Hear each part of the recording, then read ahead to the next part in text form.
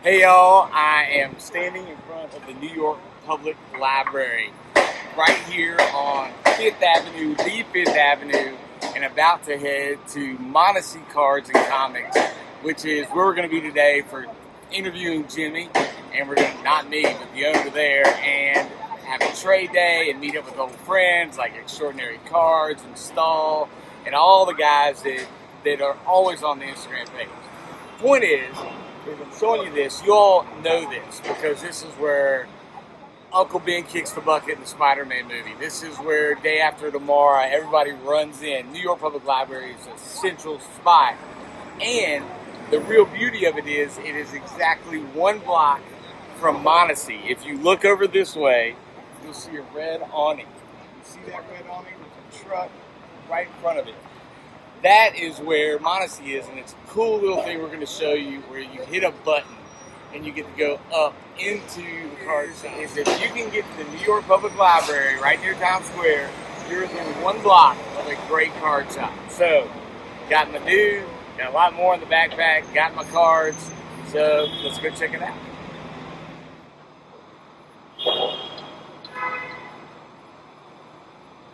So, being a country guy and used to like hole-in-the-wall card shops, I wasn't used to coming up and buzzing in. It's on the second floor. You can see right here. And you come up and you buzz in. But I thought it was really cool because I felt like super secret squirrel, like renegade card collector.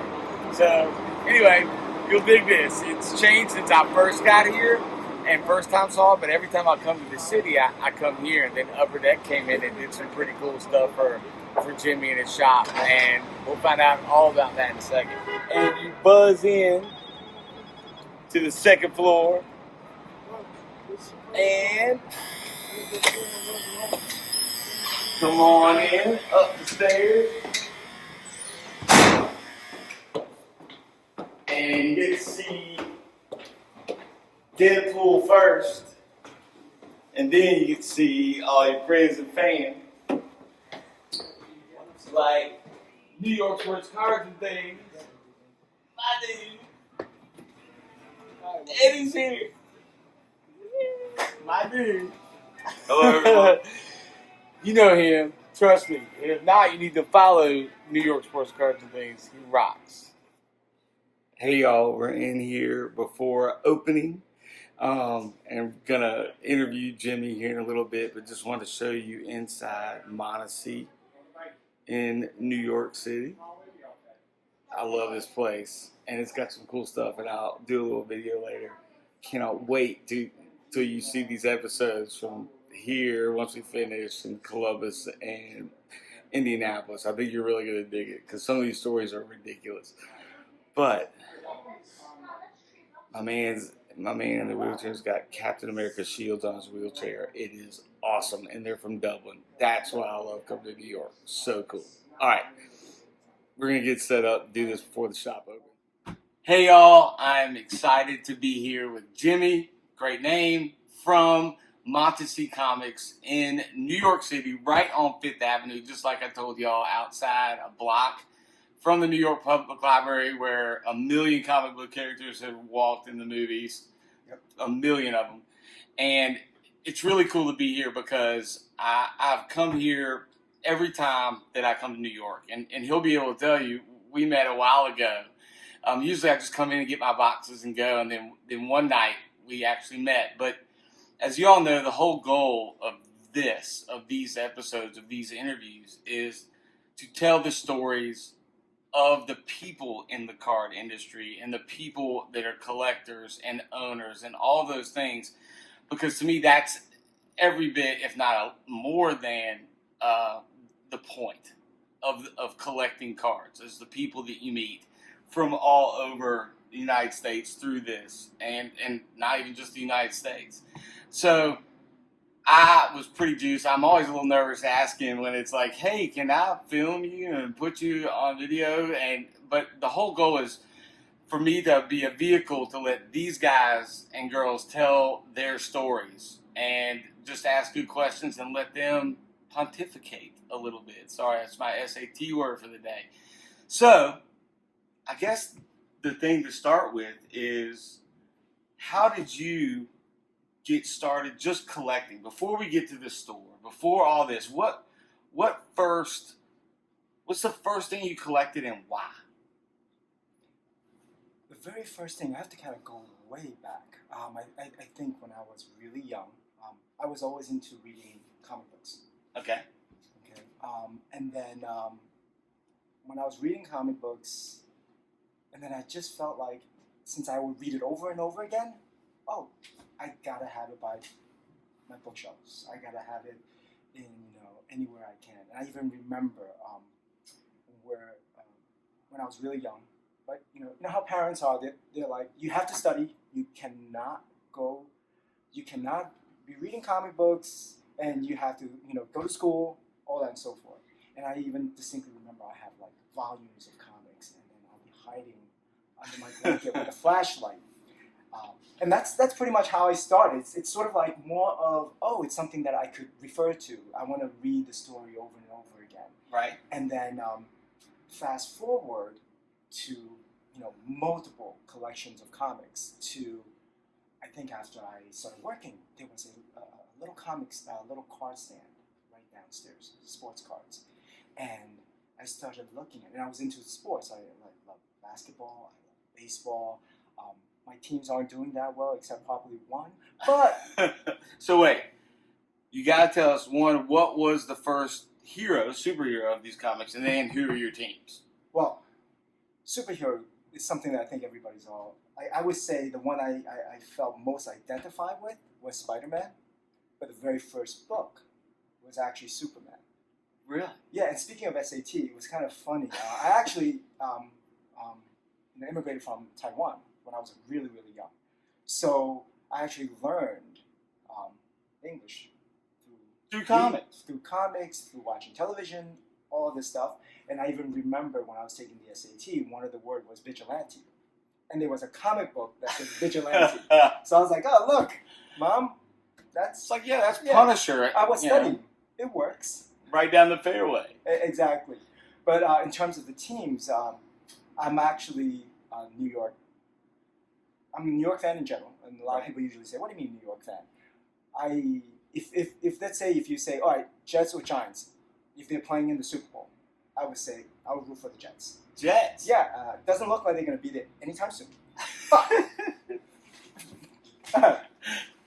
I'll root for them every right before the season when they're like, "Oh, this is going to be a great year." Like me and a whole bunch of friends, like, "Oh yeah, this year's going to be great," and then we always know they don't do that well. Let's just say that. Right. And then I was a Knicks fan, but I have in the last few years become a Nets fan.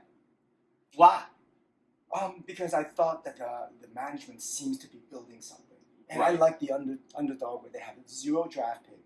Right. They began to develop their talent slowly, but surely, and you have a lot of guys who are playing, and it seems to me it's like a team ball. Oh, 'Cause yeah. I'm like a firm believer in just like, you don't have to be a collective of superstars, but you can have a collective of guys who has a passion for something. Right. And then, That's inappropriate for a Yeah. shot like this. well, yeah, I mean, it's for this, it is the way I look at it in terms of what people like to collect. Right? Right. It's like me being in like I was saying earlier, how I started getting attracted to sports cards, specific players, and all that and so forth, specific sets. And here's where I think people get to enjoy themselves.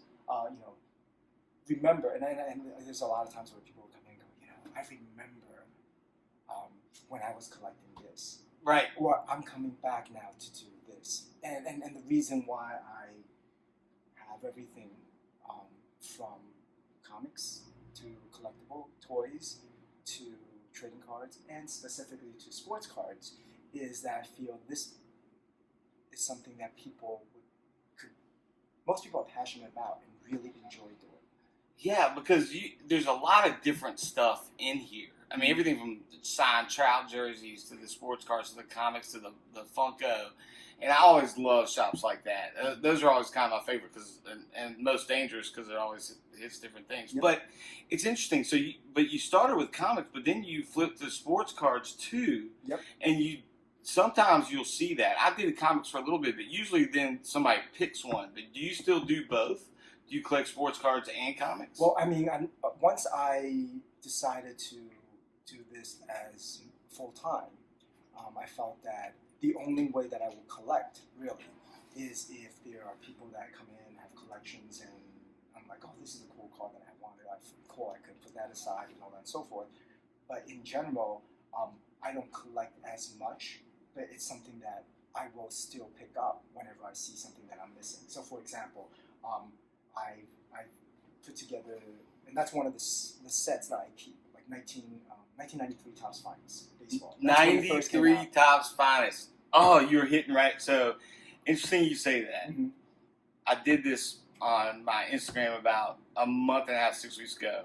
I like to collect I'll collect fast on like Kentucky guys or things like that. Mm-hmm. But I love picking a difficult set. Yep. And like just slow rolling it and trying to like pick up here and there. Mm-hmm. And I said, guys, girls, what do you think is the next thing I should go after? Because I did the 86, 87 Fleer That's basketball, Mm-hmm. BGS 9 or above. That's a tough. And it took a few years, did it. And there's actually another story because when I was 11, I read a book on Satchel Paige when I was 11 years old. And I wanted a Satchel Paige baseball card. Of course, they're only like 3. And they're not cheap. So, but the 53 Topps set is the prettiest Satchel Paige card there is. Mm-hmm. And I said, I'm going to get this whole set. And I started when I was 11. And I finished it at the National when I was 38. That is impressive. And it was crazy. But anyway, so back to Topps Finest, I put up a poll. I was like, what should I go after next? And everybody was saying 93 Topps Finest and the refractors and all that. I don't know as much about it. Mm-hmm. I know exactly what it is. But so have you been collecting those? Yeah, I mean, what happened was, it was when I started getting into sports and all that and so forth, and that's when I remember it's like, fine, it's $25 pack. Wow.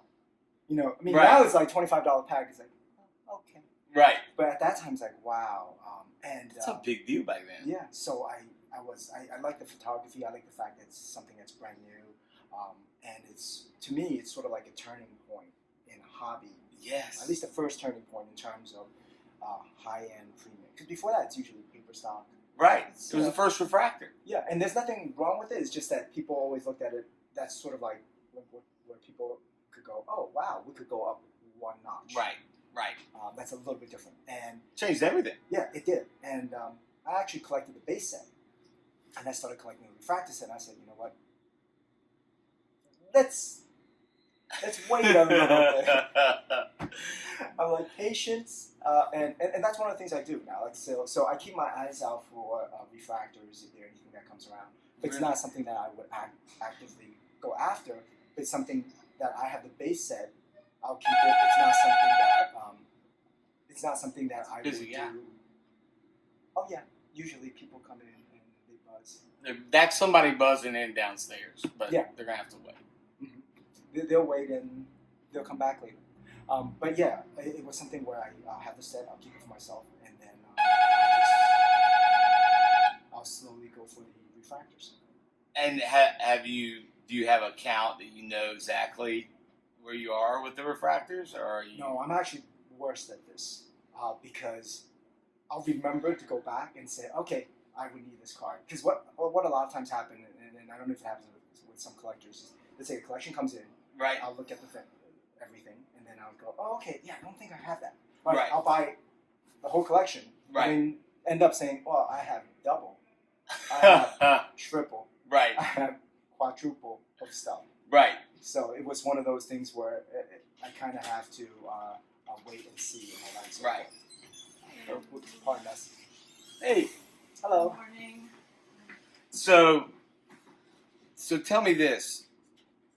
When was the first? So you started with comics, but then you jump into the sports cards. What was the first sports related piece that you started collecting? And do you remember that moment? Do you remember why?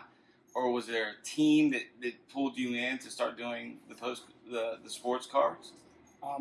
No, there wasn't actually a team. It was very Really? interesting. And speaking of earlier, I think remember when you mentioned something about how people usually do comics and the sports and all that and so forth. Right. During that time, I actually didn't collect any comics. Really? Yeah. During that time, I was strictly focused on sports. And if you're talking about what I actually first collected, Right. I believe it was Top Stadium Club Bean Team. Another classic, the basketball bean team. And that's how I started. But then if you want to look at like which player, and I think it was during that time where everybody looks at it as more because of that guy back there, Jordan. Started with the Bean Team, and I was like, oh, I like the way this. That was the this grail. set looked. Yeah. So I just quickly put that set together, and then right around the same time, I actually started collecting Flair. They don't have it anymore. Yeah, Flair. Flair, I think it's 1994 before I went back to do the comics. Right. That was like Grant Hill and Garnett, or around Yep. Mashburn was 93. Yep. Yeah. 93, Mashburn. Yep. The Michigan. Weber. Weber. Yeah. Jalen Rose, etc. Absolutely. So you start getting into the Bean Team, which I remember, like, I don't know what that's worth now, that Jordan Bean Team. It's not bad. Mm-hmm. But I remember going back when I had the ability to get it, even though it was like $50. I was like, I am going to own the daggum Jordan Bean Team in my lifetime. So you go from that into basketball. You got Tops, Refractors, Stadium Club, basketball. At some point, so do you collect through, your late teens, early 20s?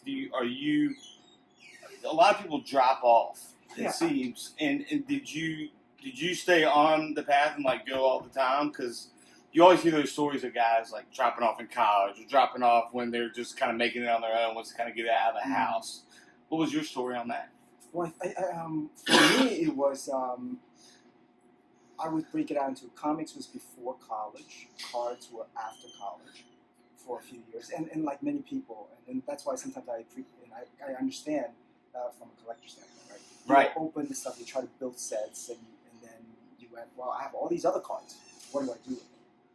So then I started going to shows, sell cards, and then buy more cards for my own, the ones I want to keep. Use the hobby to fund the hobby. Yes. I absolutely get it. Yes, that's how I started, and I was doing that for about 4 to 5 to 6 years. I think there was a reference of how you're a weekend warrior. You go there every weekend. Oh yeah. I've been to.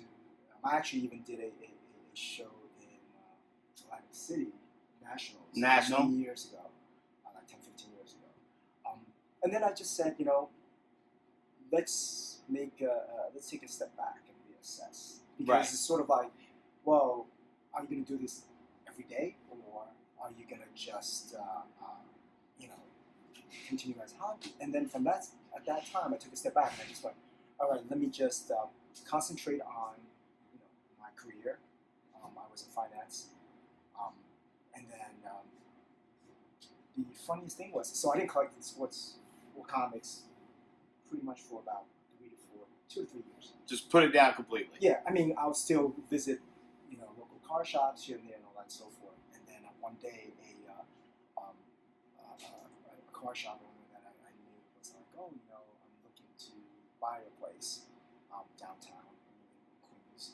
Am I interested in your partner? I was like, sure, as long as I could be a So your partner first. Yeah, I was like, as long as I could be a silent partner, I don't know any. I mean, I'll go to shows, but other than that, I don't know anything about going to the store. Right. So I was a silent partner for a while, and it wasn't until you fast forward to about 10 years ago, 7, 8, 10 years ago, I was thinking to myself, walking around the street, and I said, I think we could try one with the second floor in New York City, because I haven't seen many sports car shops. It fascinates me. It does, and I want to make sure that they hear you on this, because this is an answer I'm really been wanting to ask you. One is, I think a store just closed down the financial district. Yep. And I'm assuming it's because of rent, but there's so few. There are more stores in Columbus, Ohio than New York City, and that baffles me, Mm-hmm. especially with the population. And what made you go from I'm a weekend warrior, I'm gonna collect this stuff and fund a hobby to I'm ready to, even as a silent partner, get into the business? I think it's more of it's more of an opportunity in terms of it's very weird thinking. I mean, and I think it's part of I believe in kismet in a way. I was thinking to myself, I think a shop in New York City will work based on X rent. There's no way we're going to touch that X rent. Right. It's like Right. So therefore, I'm going to look for a second floor location. Maybe it'll get to X rent. Right. And then I just kind of I looked around real estate a lot just for fun, and then I see something and I said, I think that's about where I'm looking at. I actually saw this location first. I mean, you're on Fifth Avenue. Like, this is prime. Yes, but the interesting part about this one was, at that time, it wasn't that far removed from the financial crisis. Right. And then when I was looking at out here, there weren't that many people walking around. In fact, I was having a conversation with my wife, and she's like, Right. People usually seem to walk towards Grand Central, not towards where we are. Right. And then I was like, yes, but I think it's got some potential. And then we actually looked at another place on 45th Street. Yeah. So I just said, you know what, let's give it a try.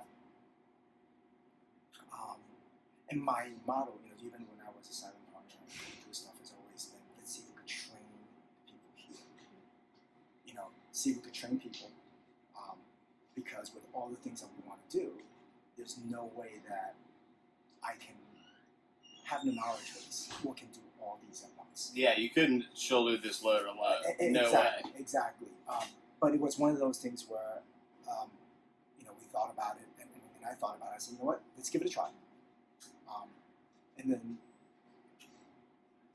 my focus wasn't towards, let's start going. I thought about going to shows. I thought about going all over the place to see what we can do. Right. But then I decided to say, let's see what the neighborhood brings us in terms of what people are looking for, what kind of collectibles they're interested in doing. And it was interesting that at first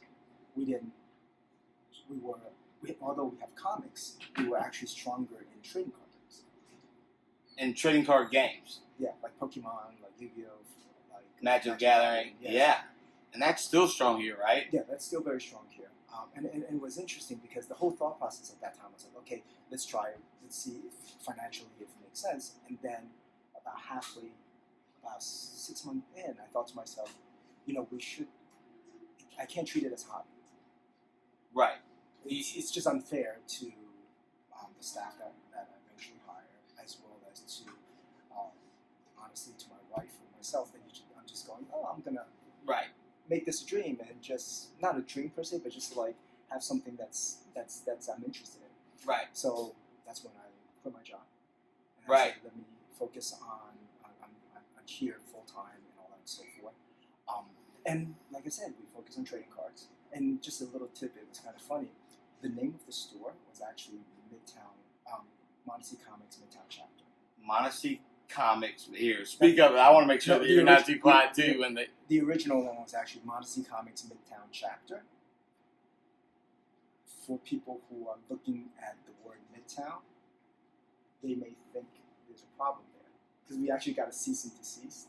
Oh, really? Midtown Because Comics. Midtown Comics is another. So Midtown Comics is another huge store in the city, and it's down. Yep. I can't remember the It's cross around street. 45th Street and Lexington, and there's one on the west side. So you got a cease and desist on Midtown. It was funny. Yeah. I kind of chuckle at it because we're like, we're really Midtown, but I'm like, yeah, it's not a big deal. Right. It's Montasy Comics NYC, and that's good enough. So you tell your wife, like, we're out of finance, gonna do this full time. Yep. She's supportive, obviously, Mhm. and all in on this.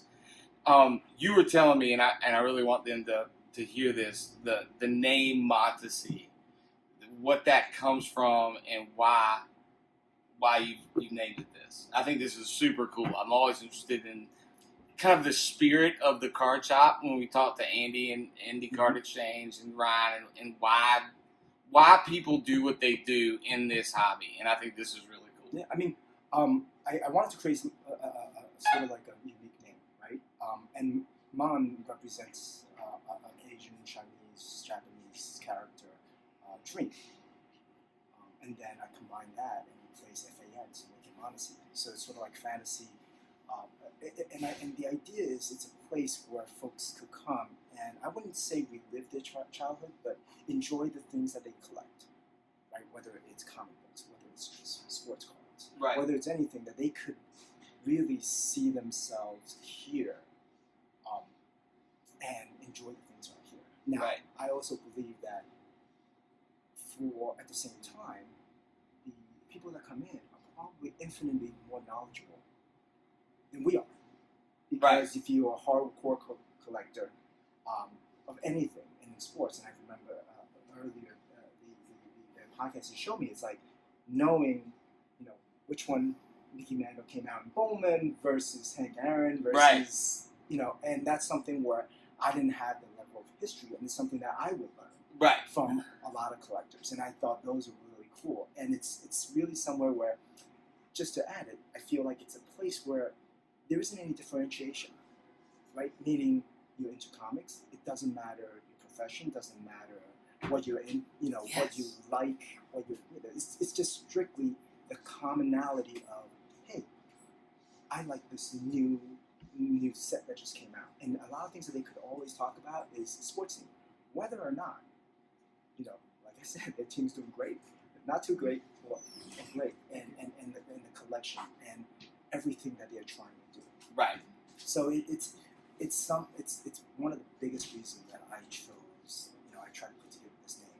And just as a side tidbit, which is funny to me, we started, like I was saying earlier, we started wearing the Concentrations trading card, and I think about 5-6 years ago, I said, let's start concentrating on sports. I feel like that market is missing in the city. It baffled me, but yes. And when the sports trading card folks come in, they'll be like, people buy that? People still buy sports? Right? I didn't think people still collect sports. I was like, oh, no, people do. Just Conversely, a touch. yeah, just a little bit. Just a little. Conversely, when we have sports collectors opening boxes and we're just talking and they're looking for people, what are they doing over there? Oh, is there like a rookie in Pokemon? Yeah. Yeah, they're like, are they still doing Pokemon? Exactly. All the time. And I was like, yeah, there's sort of a rookie. You could look at it. Depends on which ones. And there's a lot of, if you really look across the collectible universe, there's so much commonality, even from different groups. Yes. But the fun part is always talking to people, and they're always surprised that the other thing is still here. Right. Especially when they're talking about Funko. Funko, isn't that like Beanie Babies? Is that, it's very, very, very interesting to always hear that. That's what I like, though, with the name, that it's the dream, right? It's the dream, and I always think that's an integral part of collecting is hope, nostalgia, the dream, and I also like, their tables set up all back through here, and I think this with the really good shops too, is it's about sharing, right? It's about doing it with other people. So I could go out on eBay and buy a ton of cards and just sit in a room with a ton of cards, but if you don't share or trade or just post, doesn't mean you're selling it or getting rid of it, but there is I think this hobby begs to be shared.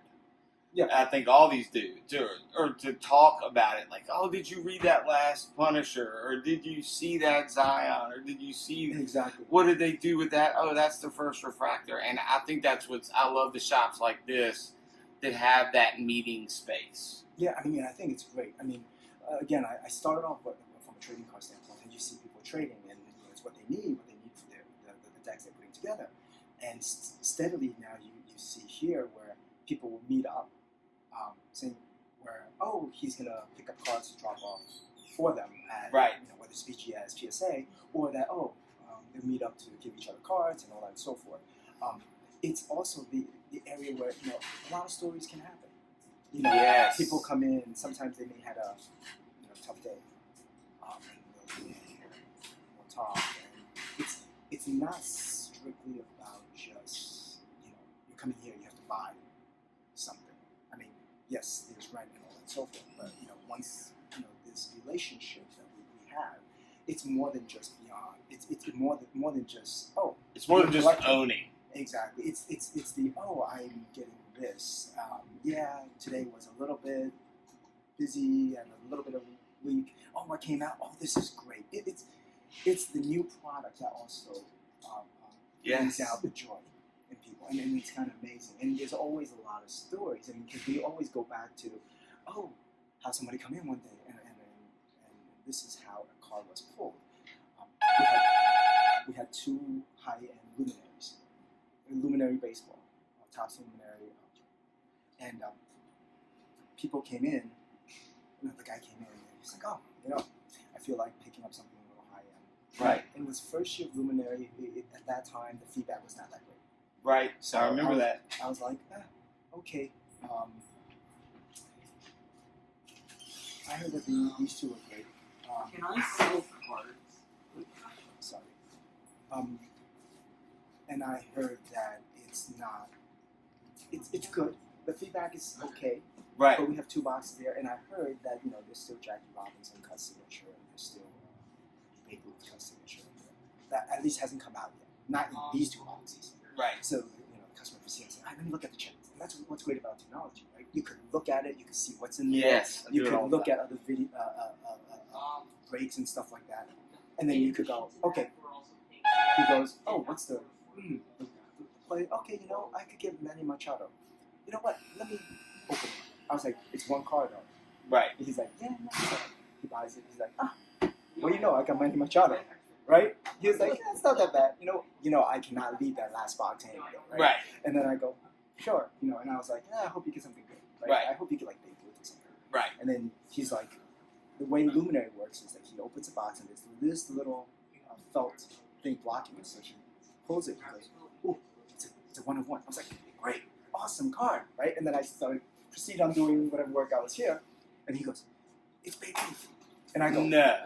Yeah, exactly. I was like, nah. You're lying. Yeah, you're just kidding me. He was like, no, it is. It was like, The Babe Ruth card was Cut pulled signature. in here. yeah, it was cut signature, and he was like, this is great. I was like, wow, that is phenomenal. I mean, how, and it's the joy, right? Like, I was excited for him, because if you think about it nowadays, we don't open anything. Right. So, I just had that determination, like, we don't open any products here. Right. The idea is let the customers, the collectors come in and they get something great, awesome. You go. And it was, I don't know what I would have done if I had seen the Babe Ruth card pulled in person. I probably wouldn't be here. I'd just jump right through Spider-Man. That's unbelievable. Yeah, it was amazing. And days or weeks or month after that, I literally had people who goes, I was going to grab that box. Right, of course. Yeah. I get I that a was lot. going to do that. And I even had another guy who goes, I was going to quit collecting because I had him in my hand. And I go, let me put it back. Oh, And- no, that guy's not even sleeping still, I bet. It's taken a little bit. I think from what I know, recently he got a nice Trout 101. Oh, still. Or a nice booklet, so he was happy. But yes, it definitely takes it was pretty Well, big. that answers the question of what's the craziest thing you've seen pulled in here. That's got to be number one. Yeah, no, that's definitely one of the number ones, because like afterwards it's sort of like there are still great pulls from a value standpoint. Right. That's But it's something. It's something that It's Babe Ruth, and Yeah. you're in New York, and you're on Exactly. Fifth Avenue, and it's the Exactly. Last Box Mojo. Like, that is a great story. it is literally the last box, and it's one of those where I was like, yeah, stop Yeah. messing me. Yeah. And Yeah. I realized he wasn't kidding when I saw his eyes, because it's almost like when you get something amazing, You can't fake you're it. like, no, I'm serious. And I was like, I'm gonna have to go find a picture of it now. I'm sure you've got a picture of that. yeah, we have it on Instagram. Oh, that's fantastic. It's a great looking piece. Well, I've got a couple more questions. We're going to take a quick break, and I could do this all day, but that's the whole point. So we had to take a break, and then we started talking more about cards and Jordan autos, and I was like, what are we doing? We're not recording any of this. So we are back, and we're going to talk louder. Yes, to all my friends in marketing and video, I know I need to get a microphone to put on both of us. I'm in New York. I should be able to find one. I will get it. I am an amateur. It is amateur hour, 100% amateur hour. I'm definitely amateur, so. I'm amateur, but this is fun. So anyway, one thing I love, we were talking about, the name Montasy and how it's dream and fantasy, and there's the space for shared space. You were talking about when I first came in, and you were. It seems that what you love about it is that genuine excitement, or you were just talking about how you can get jaded in this business and what you look for in customers, and I'd love for you to talk about that with the folks that, and then that'll segue into what we were also talking about, which is mistakes you can make as a collector and go too far down certain chases. So Yeah, I mean, absolutely. I mean, I think one of the things that we were talking about earlier was that how, one of the things I loved when I first saw you was the excitement. It's like, oh, you have this, I could get that. Oh, yes, all right, we're gonna open it, and then especially I think the excitement of actually getting the card that you want, yes, the players you're looking for, and I think that level of excitement is usually a little bit different. Than somebody who is sort of like, oh, I'm coming in and let me see if you have the best price available or what I can do to flip the card so that I can make whatever the money the is. margin. They're margin shopping. Exactly. And I think that's usually for me, I understand that's part of the whole hobby. Right. And what I would say though is, I feel like the excitement carries over to me, to us. I often tell people that that I live vicariously through all the guys that come in, whether they're breaking boxes, whether they're saying, oh, I got this, the latest, I got this Jordan from way back when, or I got this Ken Griffey Jr., the first auto, especially when we still talk about the auto of Upper Deck auto of Griffey and Mantle. Right. Right. Oh, it's those excitement card. where you're like where it's something that you genuinely enjoying the hobby, right? And versus, oh, I got this card and it works out great. I could flip it, which again, that's part of it. It's part of it, but there is to me, there's a genuineness to it. And it's funny because I go back to that same thing where even as a collector, there's certain traps I remember falling in too, where after a while I would be like, oh, I would see a great card or a collector, say Jerry Rice or Marino or like Pippen, and I would say I've got to get a great Scottie Pippen rookie, or I need to get a Jerry Rice rookie, and after a while I'd go through and I'd be getting all these great rookies or trading for them or spending my money on them, and then I was like, I don't really care about Dan Marino. Like, it's cool to have some of those iconic cards for sure, but after a while, and I did a video on this a long time ago, but like, what is your focus? What do you love? And it was collect what you love, but love what you collect. Yep. And like I said, that can be a lot of different players. Like, I know guys that collect just rookies, like, so collecting all the different rookies of different players in the NFL or Super Bowl MVPs. It's not saying just collect one dude or one team. I'm not saying that. But I'm just saying it's easy whether you're a flipper or a gambler or a collector. There are certain traps, and I think all three of those.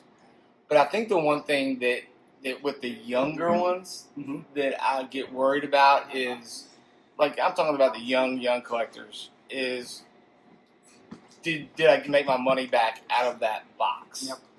I'm sure you hear that a lot, but to me it's like, I don't go to Disney World and try and win 152 stuffed animals from Pioneerland to pay back for my ticket in Orlando, right? Yep. Mm-hmm. Like, I am paying for the experience. I am paying for Absolutely.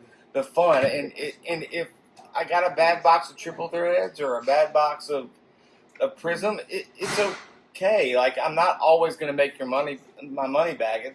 That's part of it. Mm-hmm. But at least you have an opportunity to, sometimes, if you get a good rookie, if a guy that's not good yet, good Lord, look at Steph Curry's base rookies Yep. when he blew up. Mm-hmm. But to me, it's, and I think that's kind of a theme of what we're talking about, is you pay for the experience as well. Yeah. And the people that enjoy the experience are the people that give vibrancy to the hobby. Yeah, and it's all the overall experience, and that's not to take away from folks that are opening boxes to see what they return. Right. And in fact, it's kind of funny because I feel like this happens with a lot of people. And I remember when I was opening boxes, the feeling of, and you were referring to earlier with Steph and James Harden, where you go, hey, I have that player. Right. Wait, let me go to my box and use, and it's almost That's like the best feeling. exactly. It's Christmas Day. I remember I have this many rookies, and then you'll go in and you're like, yes, I do. Now there's an additional positive, and I say that from a standpoint of, I remember a collector came in and then he goes, yeah, I had all these Bowman Chromes. I didn't know what I had on them. And then somebody told me, and I remember Christian Yelich was doing good. Right. So he went back to his box and he said, wow, I have about 10 of these. I got it graded. Right. And there's all these gems. And I think that's the additional excitement now. Yes. That also comes in with collecting. It's saying, hey, I have that as well. I love that. Yeah. When was it our status Akinu blew up for Cincinnati Reds this year? Mm-hmm. Like the guy they call him the Punisher, actually, and it just exploded. Mm-hmm. And you're like going back through, and you're like, I've got one. Exactly. And that reliving that Christmas Day is one of the best. And I think that it's funny because with the young guys, again, I always like to try and give advice to young collectors, but if you need to flip to fund the hobby, I do that too. That's how I got where I was going. Yep. But if you don't, why are you flipping rookie cards that you maybe make $10 on Mm-hmm. when if he blows up, especially in basketball, mainly in basketball, Mm-hmm. they can spike like 500%, 1,000% so fast. Yep. Baseball is like a 4 or 5 year wait. Mm-hmm. You kind of know in basketball usually after 4 years. Yep. But to me, it's just I think it's interesting that wow, people always want to buy the rookies or flip the rookies fast. It's like, man, not yet. If I don't need it. Exactly. I mean, when you were talking about it, I mean, especially basketball, one that came to mind is I was like, can you say Giannis? Yes. I mean, I'm wearing his shoes right now. Wow. Yeah, I got my new Giannis on. It looks good. Yeah, I like them. I mean, but that's the thing. It's a lot of times people may think it's a cliche, especially when a collector comes in and say, what should I do? And I'm new to collecting. Whether today is comic books, whether it's trading card games, whether it's sports cards specifically, I always say collect what you like. Mm-hmm. It is a cliche, feels like, but at the same time, I think what a lot of times people will go back to is the memory when you're collecting. Yes. Right? And there is still the memory of, hey, remember when I pulled that Ruth card out of, the shop? And that's also amazing too. And then but I feel like it's the process itself that you kind of would remember and just kind of go, that was great. And as long as you love what you're collecting, and you're not necessarily chasing after, oh, this is going to be the most valuable card out of the set, I think you'll get more out of it. And sometimes you'll be surprised that the card that you didn't think is worth anything is now Pascal Siakam, exactly right? That's another guy. Another dude. So that's a great segue to another question I got for you, which is, what in your own personal collection? You've already shown me one that he needs to get his phone and show y'all. House is on fire. You can only grab a couple things. What of yours that, with the memory, the story, and the card all together, are the things that are absolutely your favorite that you have in your collection? I think, well, we're talking about cards and collection. Right. It can be anything. We can do cards. We can do. Yeah. We can break it up. We got all the gigabytes in the world. No, I mean, I think it's from just memory standpoint. Mhm. I actually would pick up my 1993 finest set 1993 finest set. because that's really when I started collecting sports, and that's when I started looking at it as, wow, I like this set. Right. I want to collect that set. Just sort of like and I've narrowed it down to if you only could choose one or two, because when House is on fire, you're not going to think about it. Right. You may just grab that. But when you're looking at it from a comic standpoint, I collect runs, so I can't grab any. Oh of them. yeah, you got a little problem there. Exactly. I go by like the Arthur, the runs, and all that and so forth.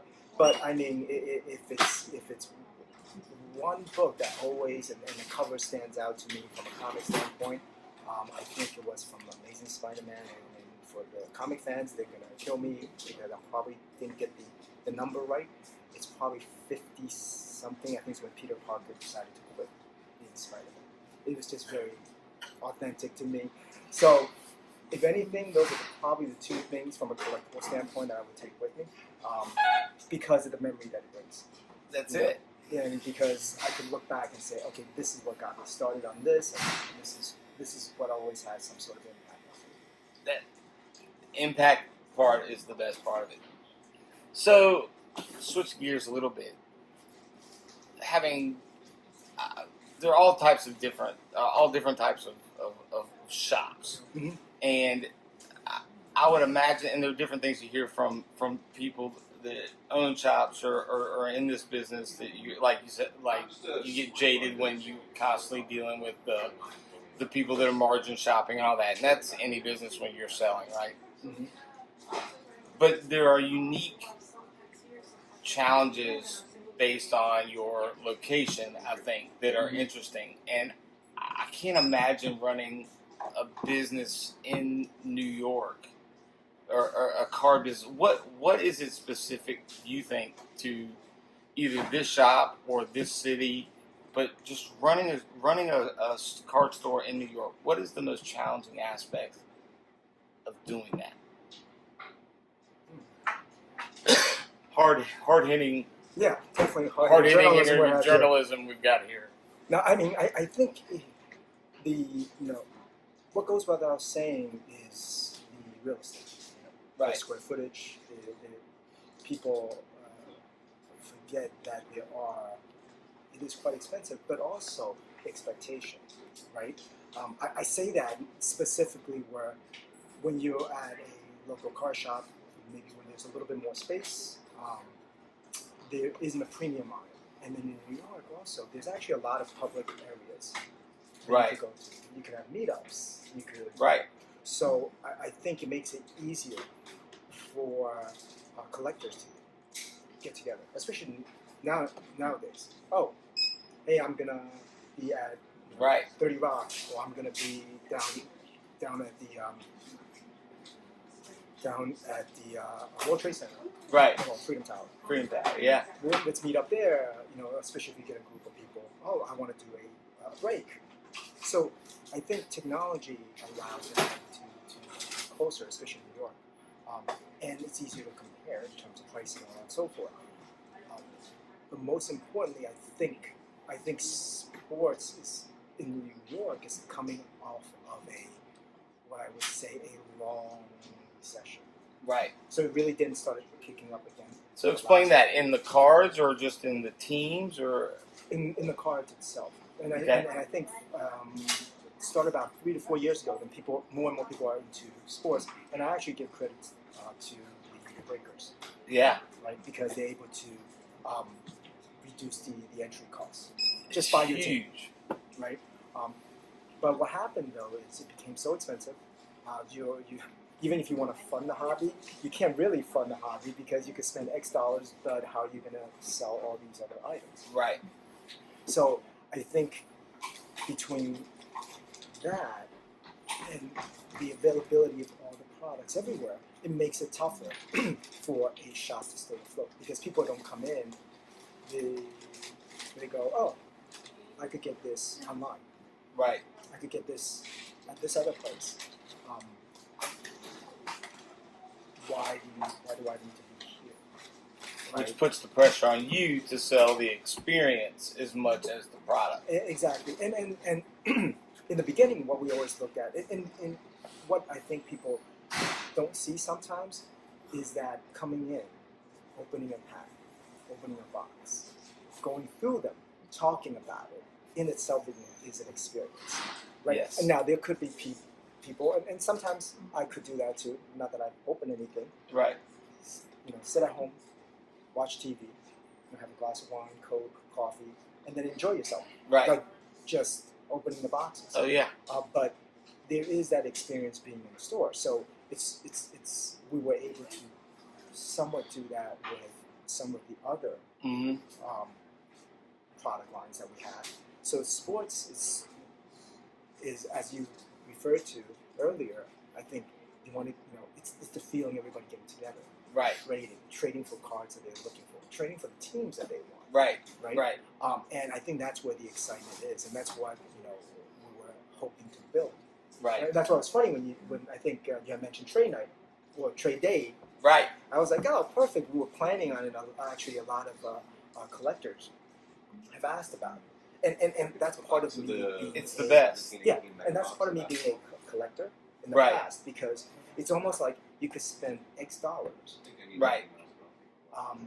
But wouldn't it be great where these cards that you don't really need, and maybe a great player, but you rather get something that you could remember that you want, or even if you're spectating, right?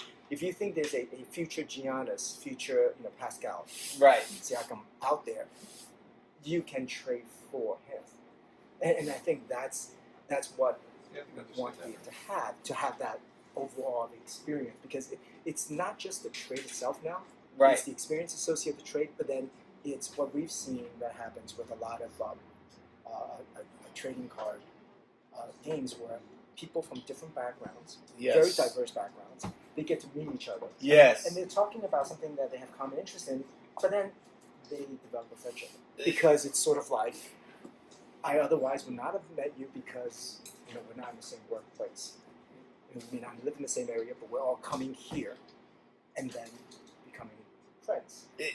It's the best, and it's funny because here I am, like country mouse, sitting in the New York and an accent like mine. People just start deducting IQ points usually, but I don't know about that. but when we get together, and that was the whole impetus for when we started trade night at the National 4 years ago. Was I would back then the Instagram account had a lot of followers, but I would see guys like get testy with each other, and it was interesting because I would look at one guy's collection, and it was really cool, and he would share something with the other guy, and they were arguing about something not even just relevant, just stupid. And it was like, if you all got in the same room together, you'd actually be really good friends. I can guarantee it right now.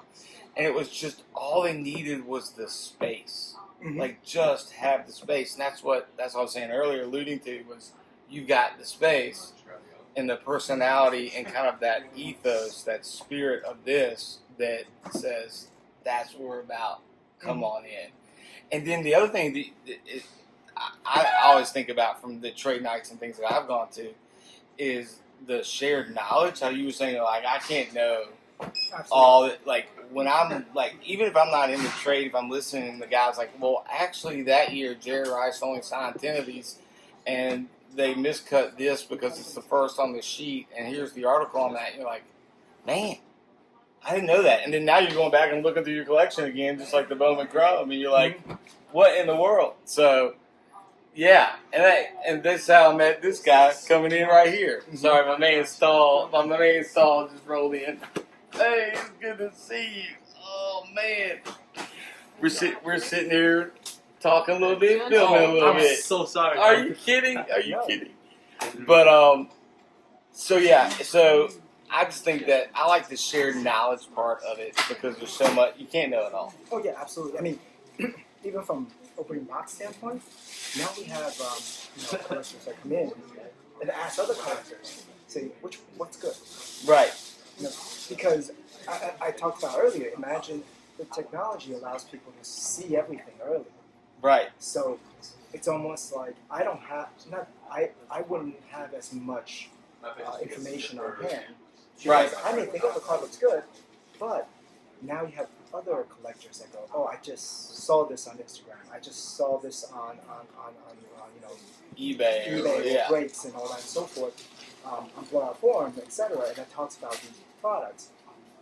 And then they're able to tell other customers, and I'm learning too. It's the best though. It's that lifelong student mentality. Yeah, exactly. Especially when this is what typically happens. When let's say somebody opened the former draft, and it's really sad. I'll be the first to admit it.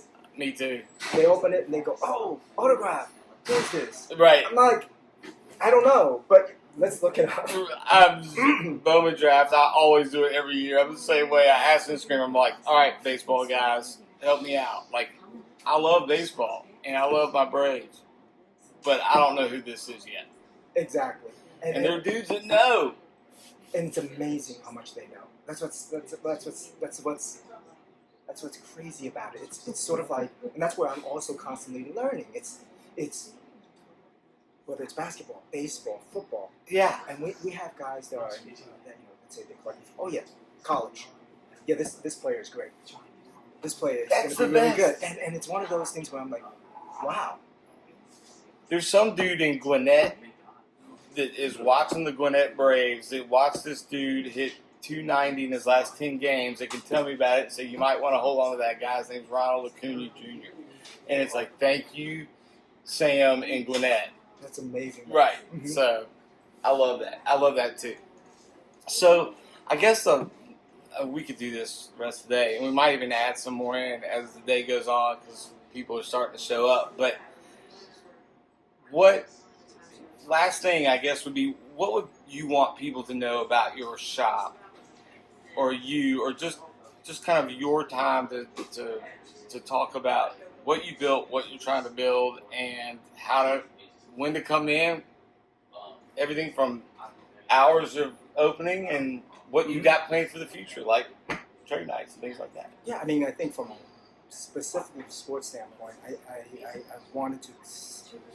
We built it slowly, and we built it from first wax, now packs. We're gonna start focusing on singles. As part of focusing on singles is gonna be trade night. I do believe that either a trade night or a more robust show is missing in this area. In the meantime, I want folks to be able to feel like they're comfortable coming in here. Yes, we do. Real estate is expensive, but we wanted to include and make sure that folks are able to, if they're into cards and they're into collecting, that they could connect to here. Right. We are at a central location, and we want to be able to build it up where it could continue to help with the hobby. Because I've said it with other collectors, but I do believe that it's a community. Yes, it is definitely. And the community is what everyone makes of. It's not me only. It's not just having a shop here. It's what people want to do to have a more robust, fun community. And I think that's what we're trying to establish. And I think as long as we continue to get down that path, what I hope is more people open to collecting. Yep. More people could open cool products. Babe Ruth that- cut honors. exactly, that I could get excited along with them on this journey, because I've definitely, like I said, I've definitely stopped opening.